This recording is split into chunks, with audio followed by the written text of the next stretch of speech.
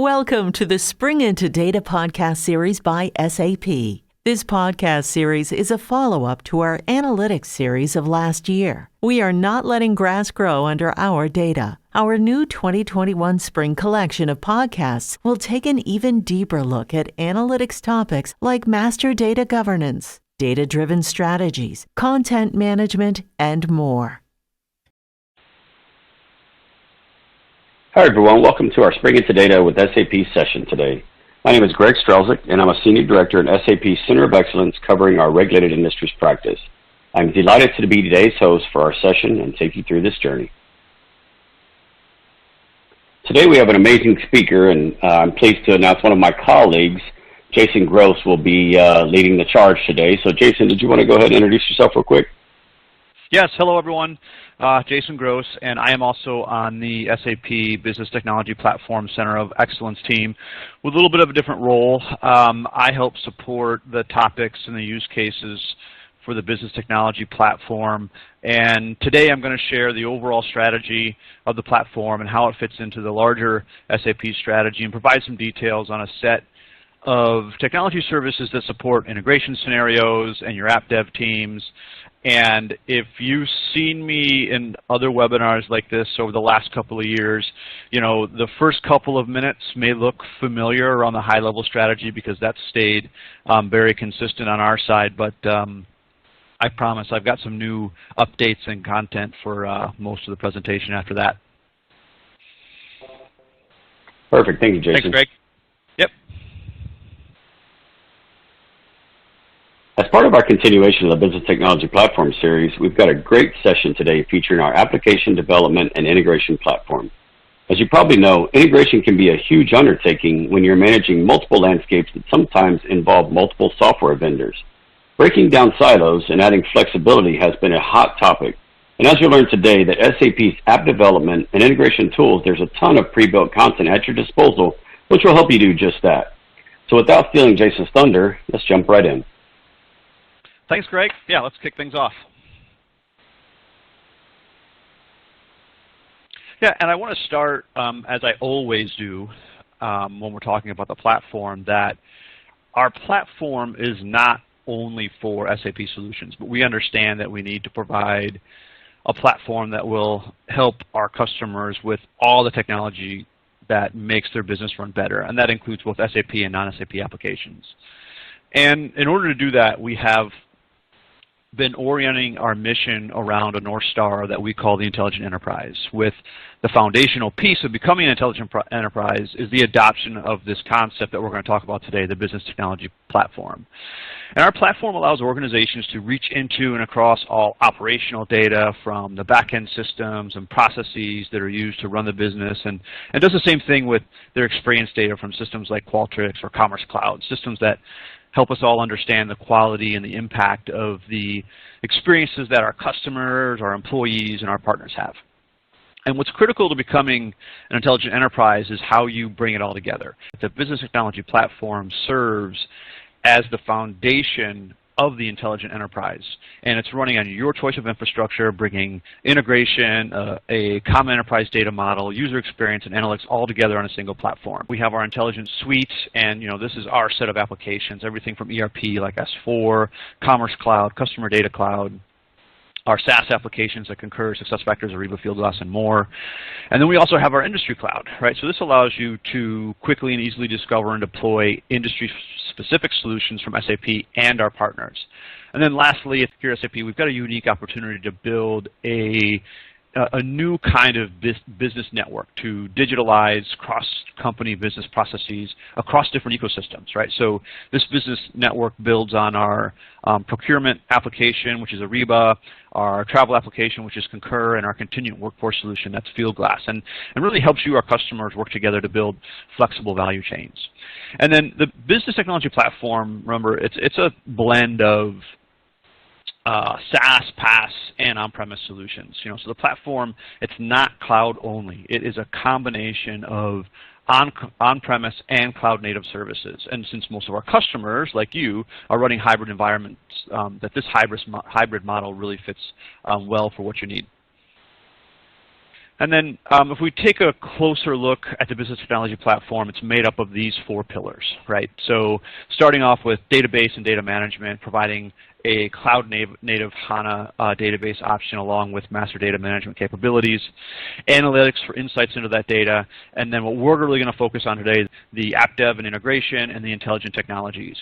And with this set of technologies that make up the platform, again, you can break down the silos of marketing, procurement, support, and more. That customer experience data is no longer locked up.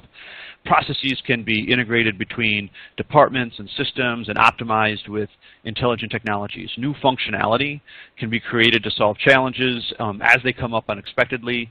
And then a lot of times, we end up having this conversation about this set of technologies because our customers are looking to do 2 things that will help improve on getting more out of their IT investments. And those 2 things include making their applications, data, and processes more accessible to their users, and also making those same applications, data, and processes more accessible to their customers and partners in a secure way. And that's what the business technology platform does. And if you define this in a simple manner, it is a managed services business platform for organizations who have systems on-premise and in the cloud, and in order to support the needs of the business and or customers, they need a business-centric platform that addresses extensibility so you can decouple innovation from the core and integrations of your applications, data, and processes. And from a business perspective, what the platform really brings to the table is an acceleration to production and a lower TCO with ready-to-use business content and technology. And that's also where developers would gain benefit from the platform because they get significant acceleration when using the tools required to provide solutions back to the business faster.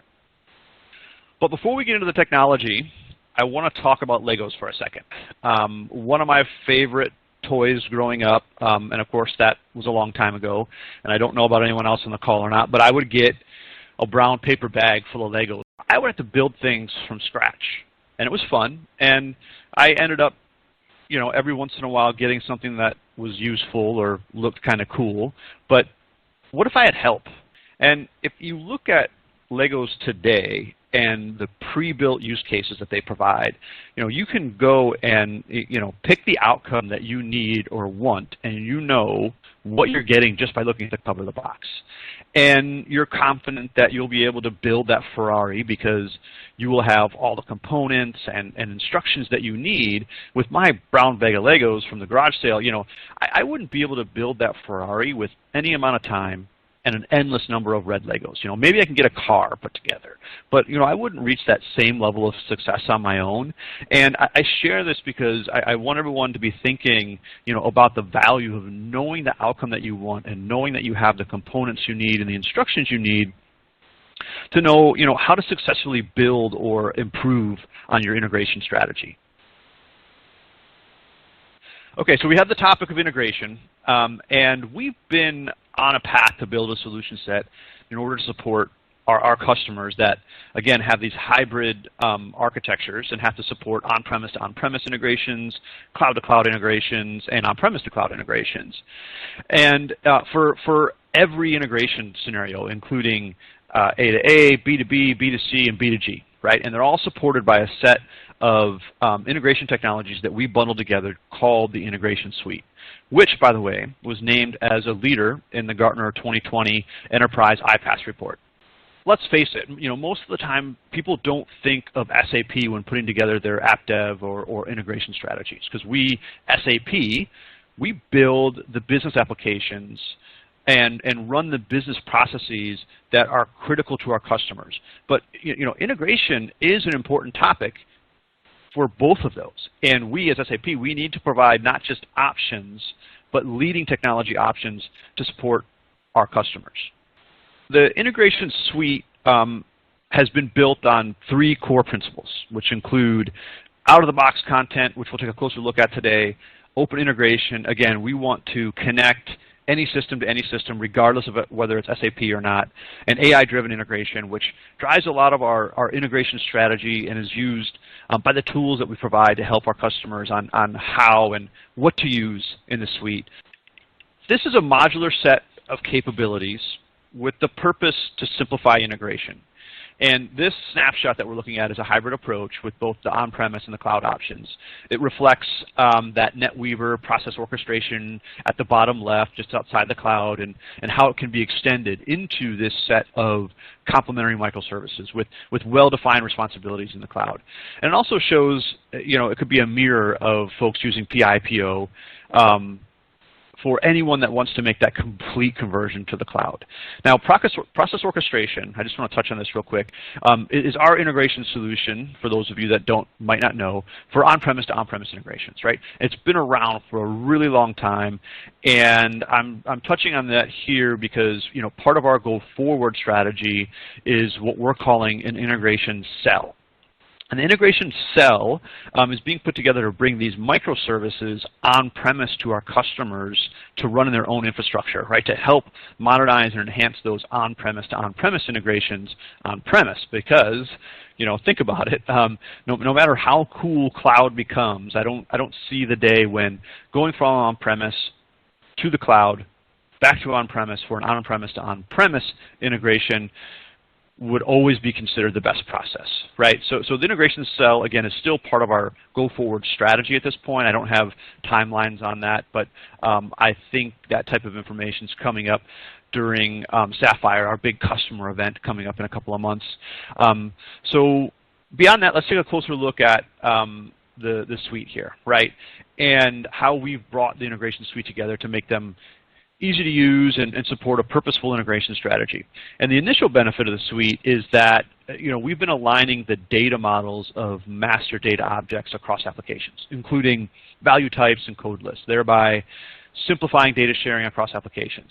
And we gave this domain model alignment a name of one domain model, and this simplifies several integration scenarios. When we are integrating between different applications, we have to exchange and synchronize master data, which may or may not be aligned between applications. And historically, we've done this with point-to-point integrations. But now, with the number of variances from the individual interactions, it's really difficult to handle. So this identification and definition of aligned models and the implementation of an event-based or API-based integration for what must be aligned between applications where a producer and a consumer agree on the exchange format, this makes the models more stable for future release versions. Some unique aspects I want to touch on here of the suite is the API Business Hub. And this is your central public catalog for discovering and experiencing all of the integration reference content that SAP provides. So today, it hosts SAP business processes, APIs, events, and integration packages. Other reference content includes the S/4HANA CDS views. And the API Business Hub not only provides a discovery functionality, but also provides a great content experience in the form of API tryouts. So remember the openness, right? So since the API is published in an open API format, it allows you to test from this site, right? So this makes it easy to find and test the APIs without having to log into or connect to each system. So it provides access to business process and integration flow visualization, and you can drill down from the business processes to the referenced APIs, events, and iFlows. First, I also want to touch on the Integration Advisor here. So another service on the Integration Suite is a tool to help guide you during integration content creation. So it provides a structured way towards implementing integrations.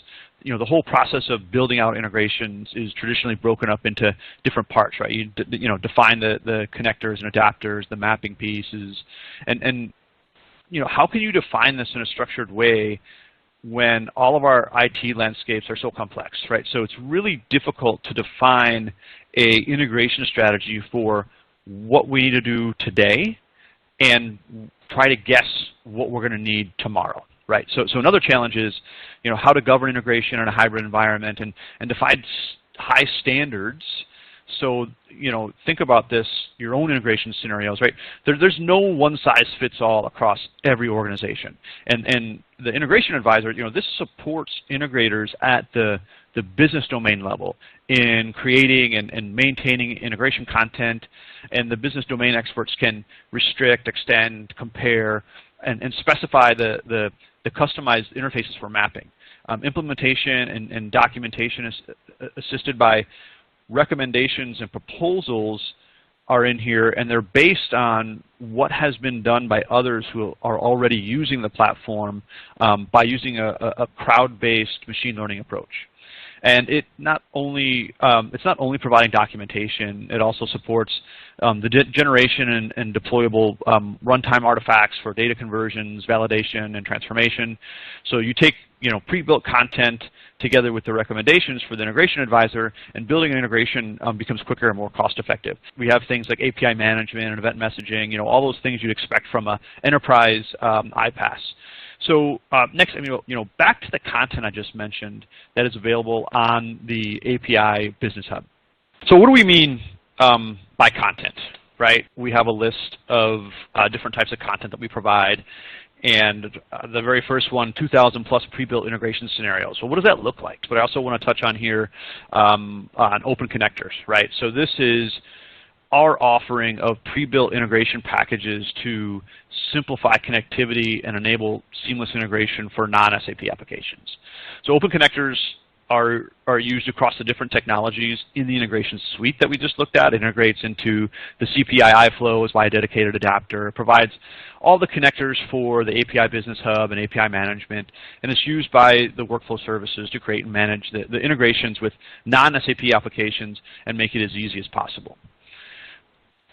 So if we look at it in another way, right, and integration is such a core part of everyone's landscape, and we all go into it assuming that there's work that has to be done here, and sometimes it's a lot of work, right? So here, by the cost and the time frames, right? This is a study done, just to be transparent, by us, SAP, on a small set of our customers on using our out-of-the-box content versus custom-built, right? And this is going to be part of a published study later this year with more details on it, but for now, I just wanted to share it and go through it a little bit. And if you're a skeptic like myself, you think, how can this be true? Because if you look at these numbers, right, we're reducing integration costs by 50, 60, and sometimes 90%, right? We're reducing the number of weeks from 14 to 15 weeks to 2 to 3 weeks to go into production with a new integration scenario. So think about it like, when someone comes to you and asks you to build an integration for the first time, and they say something like, we need to build integration scenario, we need to move customer data from our CRM application into SAP, right? You're probably not going to find a table in SAP called customer. And even if you did, customer is related to 10 other tables where, where are the data structures and how many of them are there, and are there services available to update those. So now imagine that, someone's already done that for you, right? We've done most of the integration work for you. And this is where it gets even more interesting, right? So if you pick any integration tool out there, and everyone will say, yes, of course, we've got a connector to SAP. Well, sure, because a connector to SAP that's a commodity piece. That's like saying my car has 4 tires on it. But they all do, right? So what does that really get me? And the connector is a fundamental piece of any integration, but it's just a standard piece or a starting point that everyone or anyone could provide. And when you use our out-of-the-box content, another thing I want to point out, the integration packages, there's no egress charges, right? So that alone helps reduce the cost from the start of when you start utilizing that integration. Let's look at this another way. This is an analogy for when we used to travel and do this in person, right? And I'd show up and I'd walk into a conference room and I'd have my VGA connector. But you or the event has a projector that only has an HDMI slot. I brought my connector, but it doesn't work. So now someone has to provide or build an adapter. And think about that word adapter. You have to adapt one format to another. We have the VGA to HDMI adapter device. So what does that mean, and how does it relate to an integration scenario? Well, someone has to build or provide that adapter in order to get your SaaS solution, like a SuccessFactors or a Salesforce, to be able to talk to your SAP ERP system. So connector and adapter gets mixed and matched in integration conversations. I've talked about this quite extensively over the years, and I may have already mixed and matched it in this conversation, or will do before we're done. But it's easy to provide that list of technical connectors, correct? Right? So do you support flat file? Do you support RFC? Yes, and the list goes on and on. But that's a specific starting point that still requires a lot of other things to be worked out. It is the place where you get the physical connection. It's like me calling you on my cell phone and you answer. You know, that's the connection. And then I start talking and I say, hola, ¿qué pasó?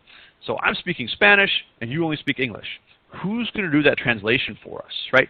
So the connection is there, but that does not mean that it's an integration. So to illustrate this, I took a look at some other middleware provider sites, and this, for the most part, is their architectural diagram for an SAP connector. And in most cases, they say, again, hey, we offer a connector to SAP, and sometimes they say they connect to SAP better than we connect to SAP. Well, that's great, but again, you know, they have this connection, but when you look at it, what they provide, you know, as an example is, and what they're really talking about is the line between listener and the transform, right? They provide the line and not much else besides the line. So then they start talking about how you can write script and use the Great GUI tool to create, you know, the transformation of the message. And let's go back to that customer record scenario. When you have a customer record in a non-SAP CRM, let's say, and a customer record in SAP. And of course, they're not the same, as I mentioned, right? So they're probably built in different countries by different dev teams, one person speaking Spanish, the other speaking English, and now you have to map those. And who's going to do that, right? So it's going to be a developer who has to sit down with that transform box, and they have to figure out how those fields map. So as we go through this in your head, you know, every time you see one of these transform messages, you've got to put a $ there, right? And so that's how we start to come up with those numbers I mentioned earlier, because, you know, that is someone's time or someone's money.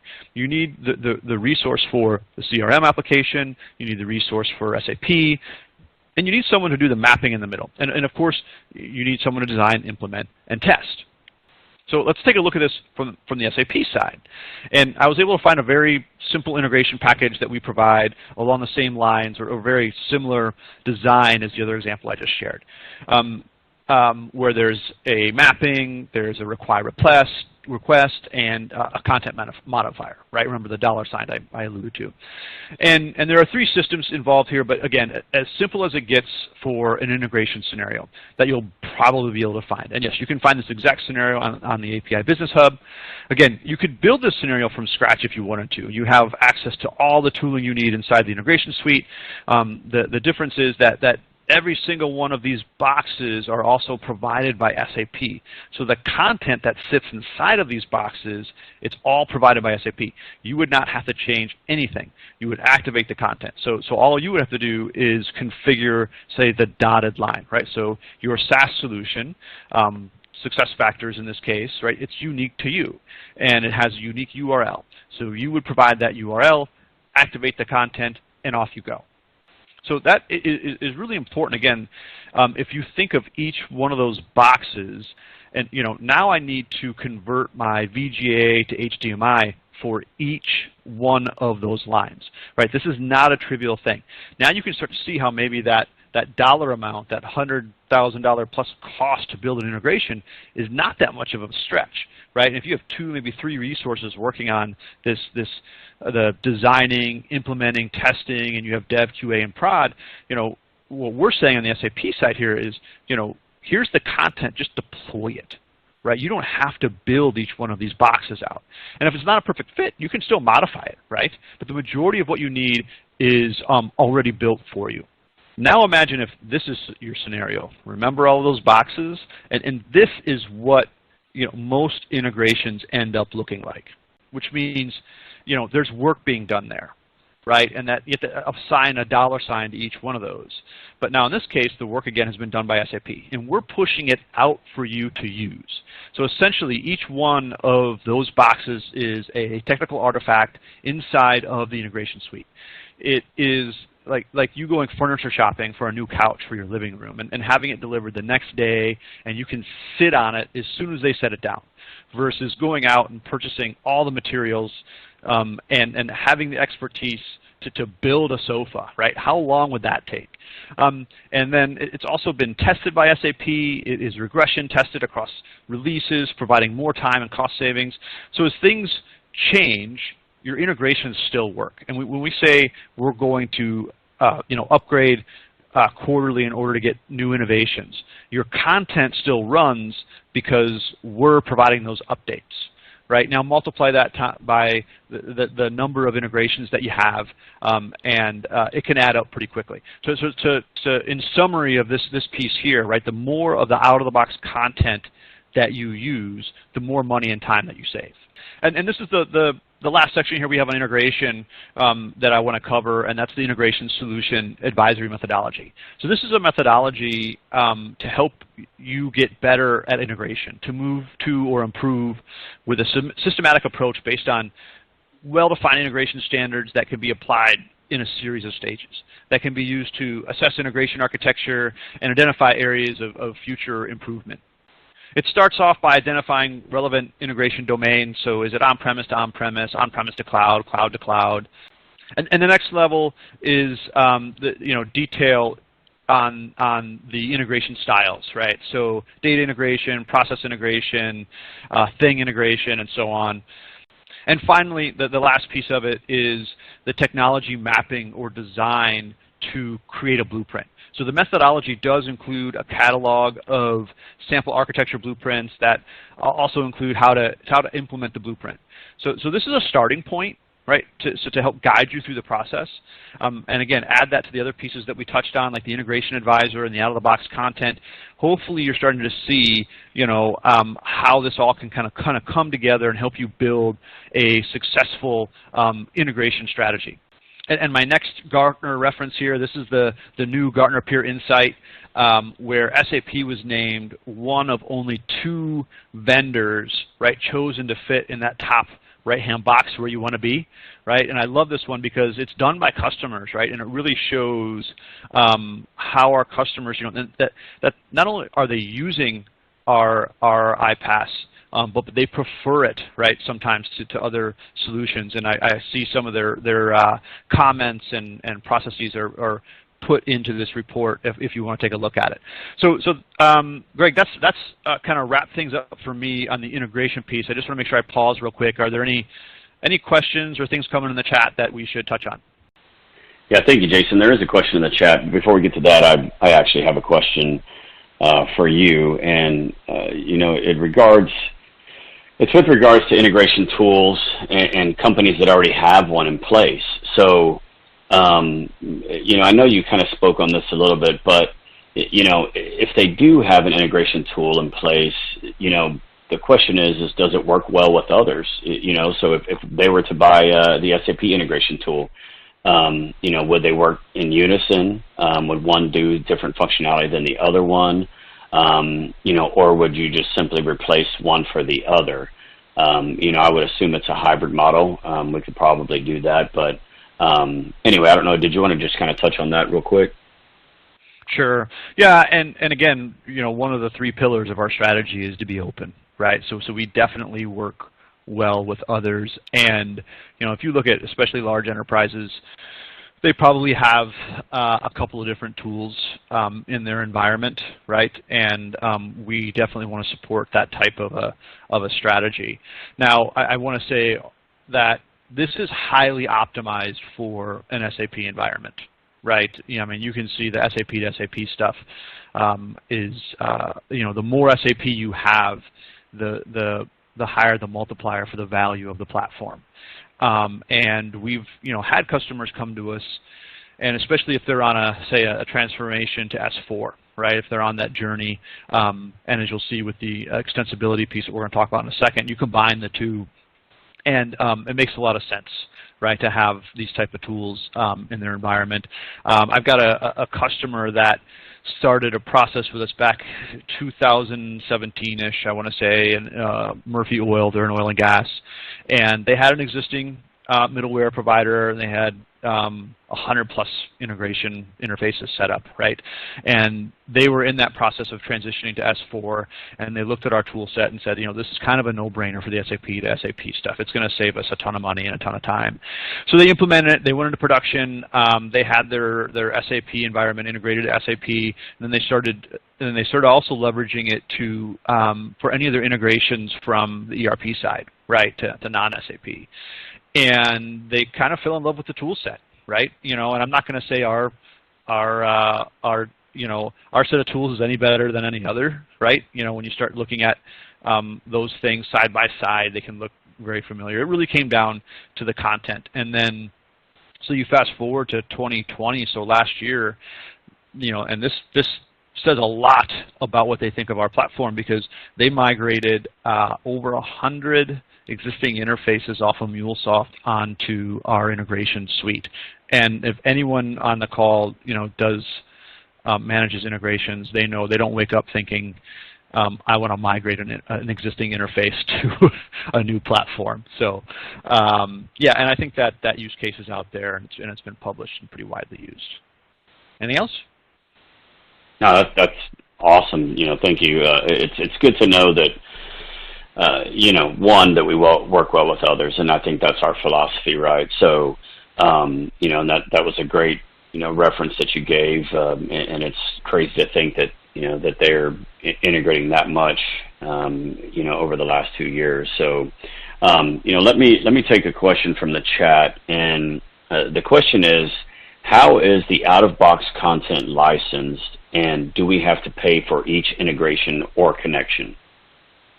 Yeah, so the content that we're referencing here is included in the platform, so there aren't any charges. But so let me just to how this is commercialized, right? From an integration standpoint, it's based on the number of instances. So just think about how your systems are set up today and the number of tiers. So if you've got a dev, test, prod, there's three instances that we set up, and then there is some message volume included in that.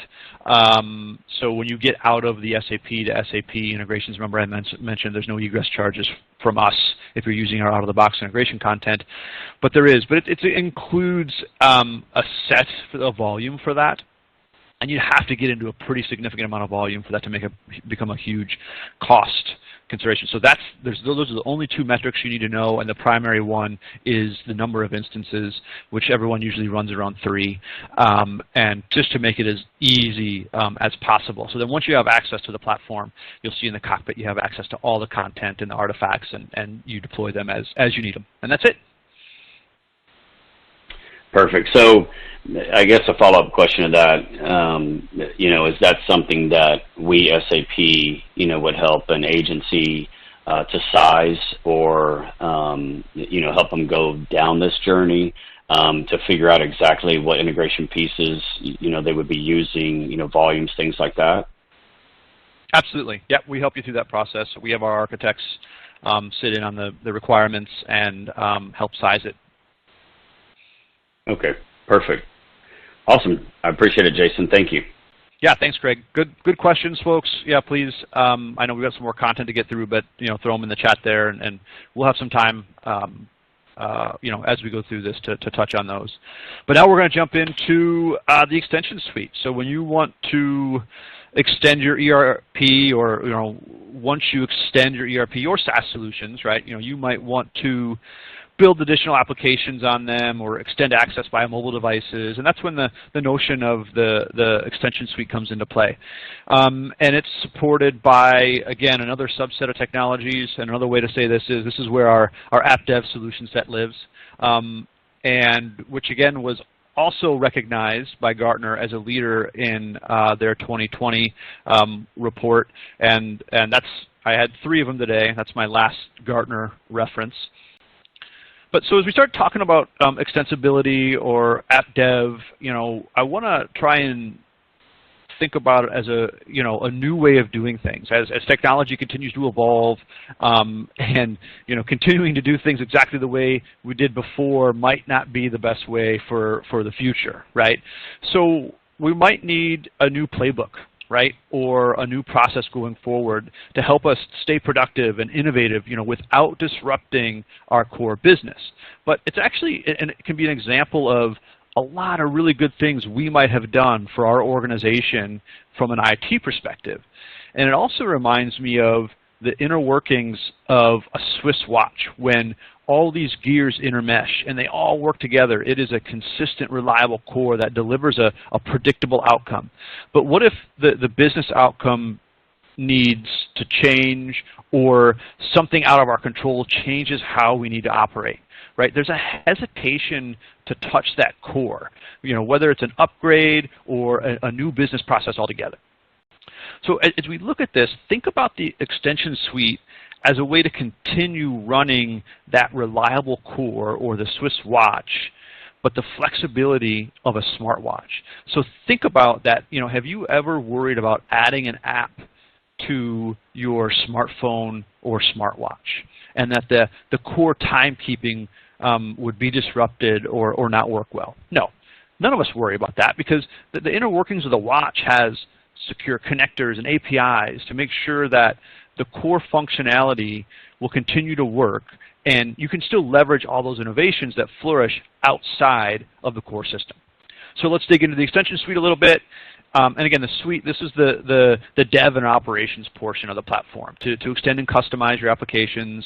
And it's possible to develop applications that combine open technologies and your preferred development language, such as Java, Node.js, and Python. And I'll reference any of the developers on the call.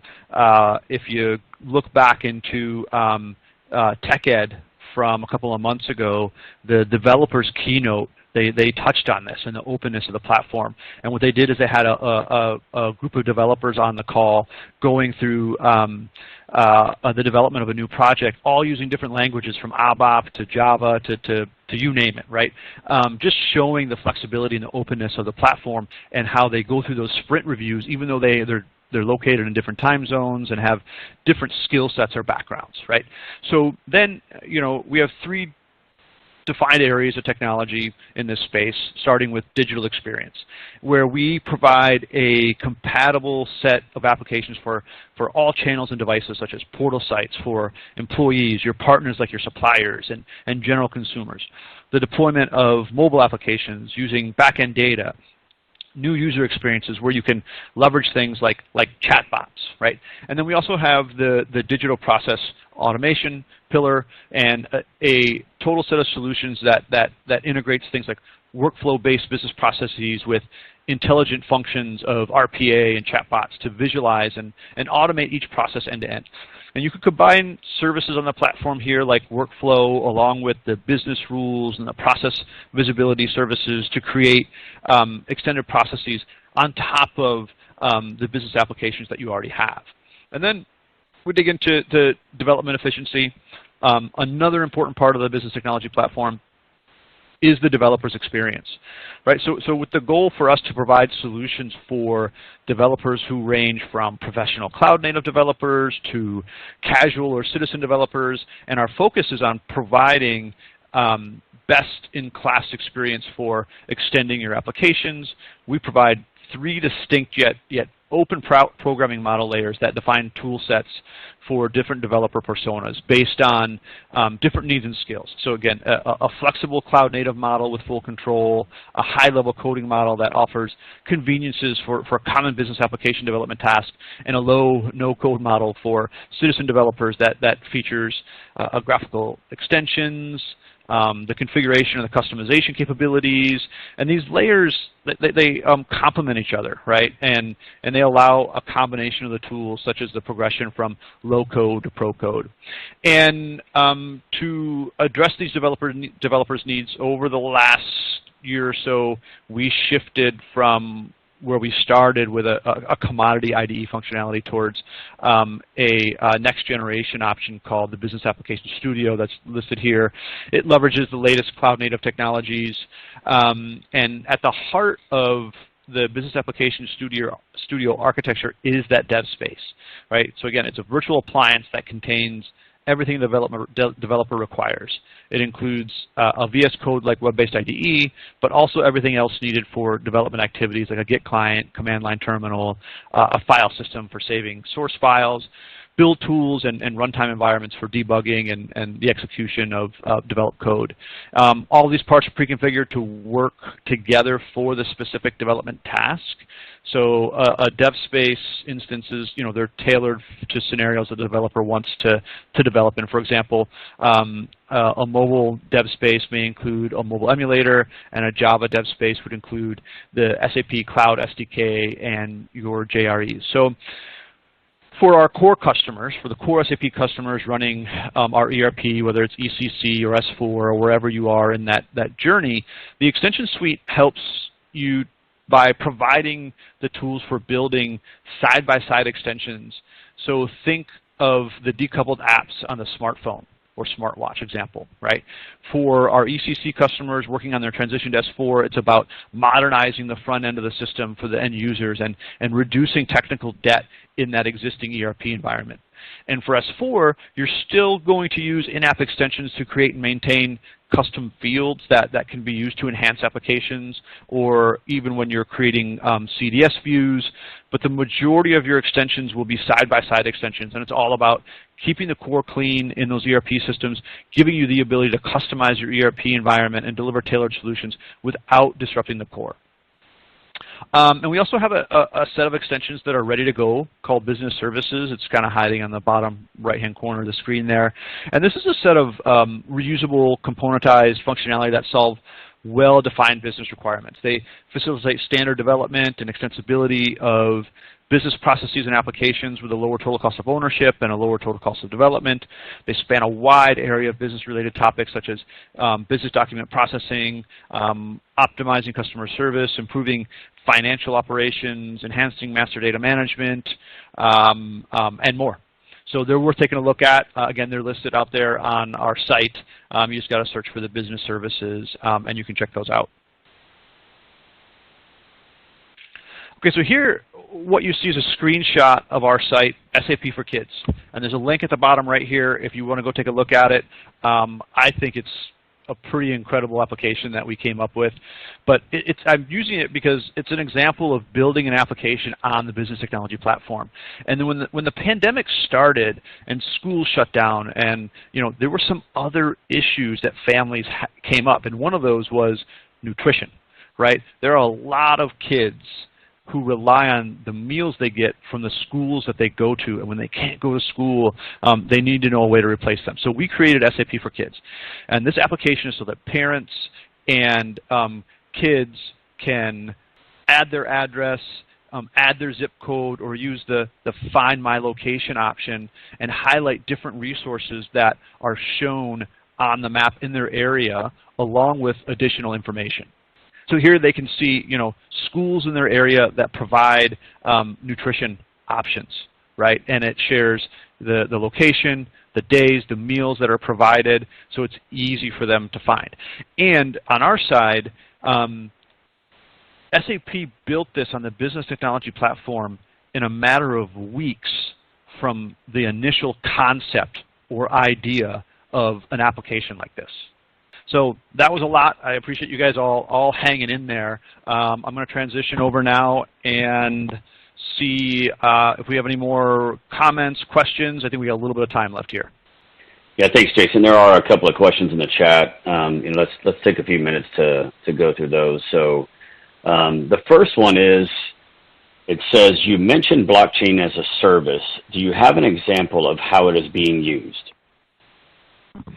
Sure. Yeah, I can touch on that. And then, as we talk about blockchain, that falls into that intelligent technologies pillar of the platform.